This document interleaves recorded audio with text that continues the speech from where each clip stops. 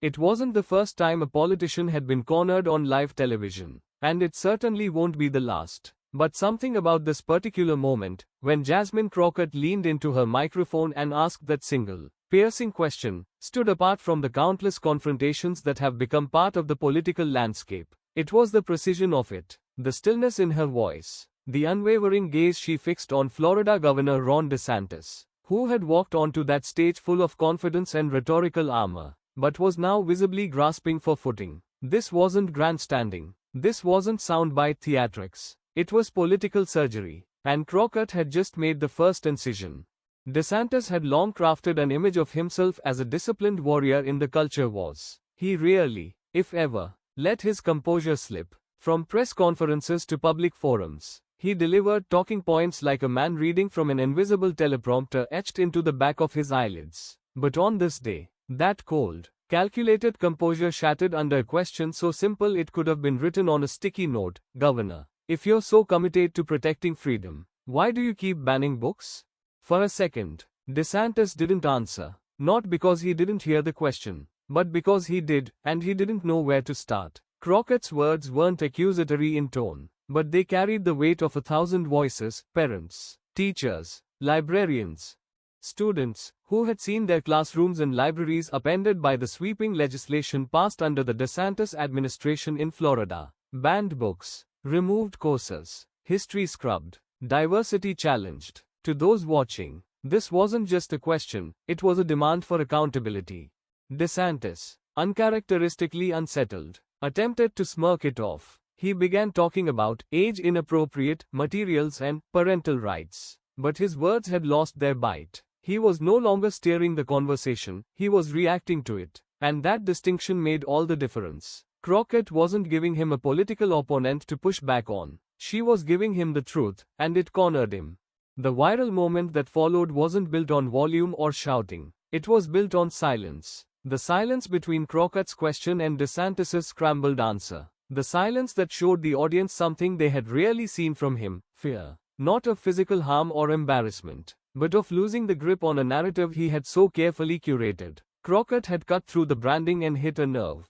But she didn't stop there. As DeSantis stumbled through his justifications, Crockett leaned in again and followed up with a second question, this time even sharper. Can you name a single book that was removed from Florida classrooms that you've personally read? That moment drew gasps from some in the audience and raised eyebrows on the panel. It was a question of authenticity. If you're going to lead a crusade against literature, shouldn't you at least know what you're attacking? DeSantis looked rattled. His eyes moved to the moderator, to the table, to the camera, and back again. We've had expert panels look into these materials, he said, dodging the direct question. It's not about personal preference, it's about what's appropriate for kids. It was the kind of vague answer that politicians have survived on for decades. But today, it wasn't enough. Not with Crockett sitting across from him. Not with millions of Americans watching and recording and sharing. The brilliance of Crockett's approach wasn't just in the questions she asked, it was in the patience with which she delivered them. She let DeSantis speak. She let him twist himself into knots trying to spin a web of justification. And then, calmly, she pressed again. You say you are protecting kids, but you're silencing educators. You say you are defending parents, but you are ignoring students. So, again, Governor, who gets to define freedom in Florida? You, or the people? That final blow, delivered without venom, just clarity, brought the conversation to a stunning halt. There were no snide comebacks, no rehearsed applause lines, just a man in a suit, suddenly small beneath the weight of a question he couldn't escape. A man used to being the aggressor, now the one on defense, and a congresswoman who had just reshaped the conversation around the entire national debate over censorship, curriculum, and control. What followed in the hours and days after was nothing short of a digital avalanche. Clips of the exchange flooded social media. TikTok creators remixed the footage with dramatic soundtracks. YouTubers analyzed every second like it was a sports replay. Political commentators from CNN to Fox couldn't avoid talking about it. Some tried to downplay it, saying DeSantis had been ambushed. Others admitted, begrudgingly, that he had underperformed. But no one could deny the truth. Crockett had struck a chord.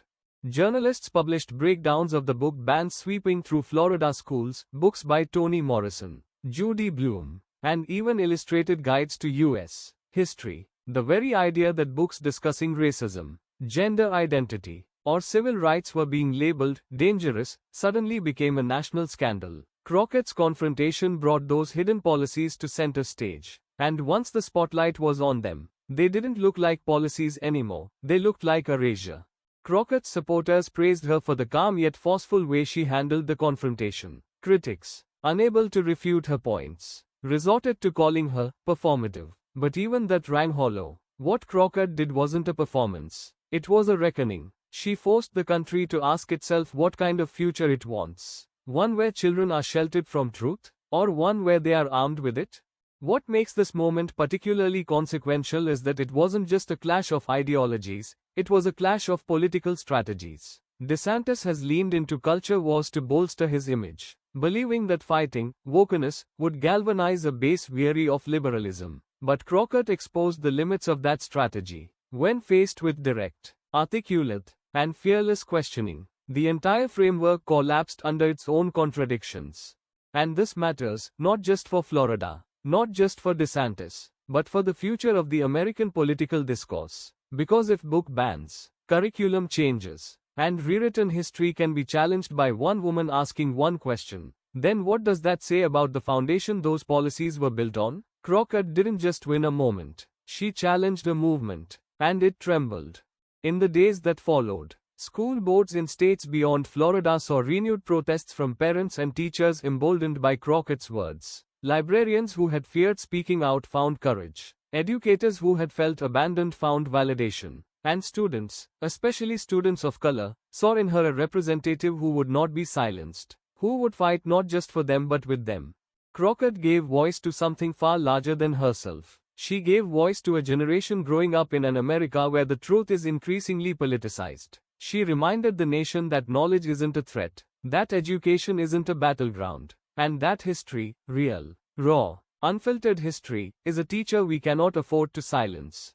Meanwhile, the DeSantis campaign scrambled to control the fallout. Press releases were issued, defending the book bans as necessary measures. Spokespeople made the rounds on cable news, attempting to spin the exchange as a trap. But their words were defensive, reactionary, hollow. The visuals had already done their damage. You can't unsee panic. You can't rewind authenticity. And in that moment on live TV, Crockett had both.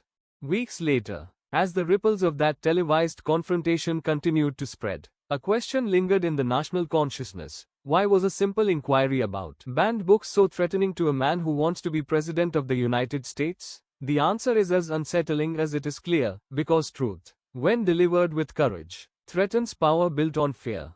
Jasmine Crockett didn't shout, she didn't grandstand, she simply asked a question, and in doing so, she reminded America that the most powerful tool in democracy isn't a gavel or a podium, it's the ability to speak truth to power. And the courage to do so when the cameras are rolling and the stakes are high. The clip now stands as a defining moment, not just in her career, but in the evolving political dialogue of this country. It will be studied, quoted, and replayed, because in that moment, a single question did what hours of speeches and rallies couldn't. It peeled back the curtain on an entire political strategy, and revealed the fear beneath. So the next time someone asks if real change can start with a question, remember this moment. Remember the silence. Remember the stammering. Remember the truth that shook the room. And if you believe in the power of truth, in the importance of fearless voices, and in holding our leaders accountable, then don't just watch. Be part of this movement. Like this video. Subscribe to the channel. Turn on notifications so you are the first to know when the next confrontation drops. Because the fight for truth is just getting started, and we need you with us.